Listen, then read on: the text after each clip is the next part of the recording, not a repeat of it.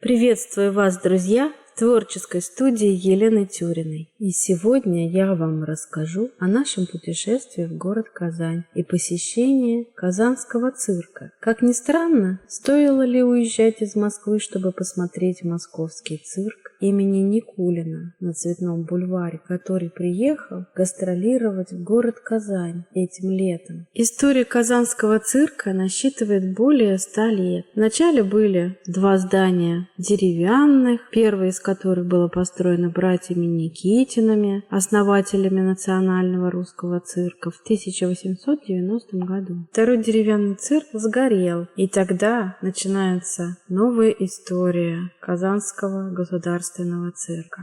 В 1967 году был спроектирован и построен очень современный проект в виде летающей тарелки, который и поныне считается изюминкой современной городской застройки. Стоит этот цирк на площади Тысячелетия у подножия Казанского Кремля. Здание в виде чаши спроектировал архитектор Пичуев и инженеры Берим и Брудной. Изюминка же самого здания состоит в том, что это железобетонная монолитная конструкция без внутренних опор. Этим проектом был очень удивлен даже Оскар Немейер, известный архитектор. Здание имеет два манежа, и все подсобные помещения находятся в самом цирке, а не на его территории. Здание цирка рассчитано на 2000 посадочных мест. Очень интересные интерьеры цирка. Внутри здания цирка нас встретила выставка, посвященная Юрию Никулину, основателю московского цирка на Цветном бульваре.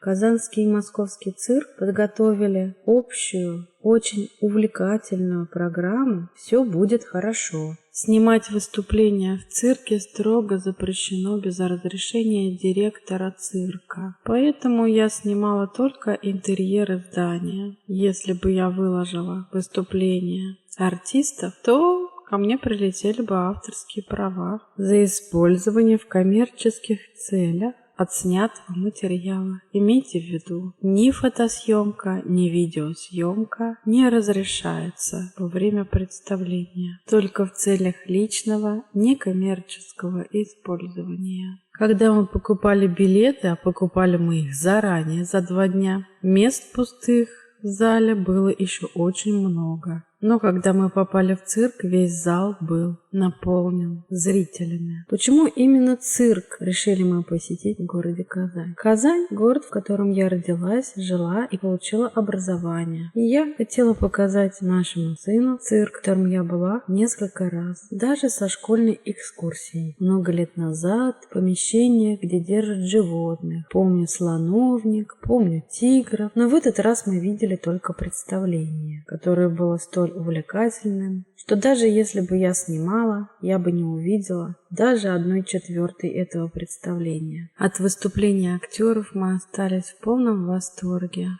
Сын был в первый раз в цирке. Хотя, когда он был маленьким, мы ходили в Москве в ДК на представление театра кошек Куклачева, где выступал его сын. В детстве, я помню, ходила на выступление известного иллюзиониста Игоря Кио. И тогда мне достался коробок спичек с его именем. Где-то этот коробок и сейчас хранится в недрах нашей квартиры. Только вот где? Казань встретила нас ненастной погодой. То светило солнце и была жара 37 градусов, то лили дожди. Была даже ужасная гроза с ураганом. Выйдя после представления из цирка, нам представилась удивительная картина вечернего освещения Кремля. Когда-то я этим тоже занималась, когда все это только начиналось. В Казани даже самокаты на прокат так красиво освещаются. Далее мы прошлись пешком по вечерней Казани. Вот тут прохожие идут. Здесь вы видите пирамиду, развлекательный центр. Это дворец спорта, где я когда-то ночью каталась на коньках. Наша обзорная экскурсия подходит к концу. Поставьте лайк, подписывайтесь на канал Творческая студия Елены Тюриной.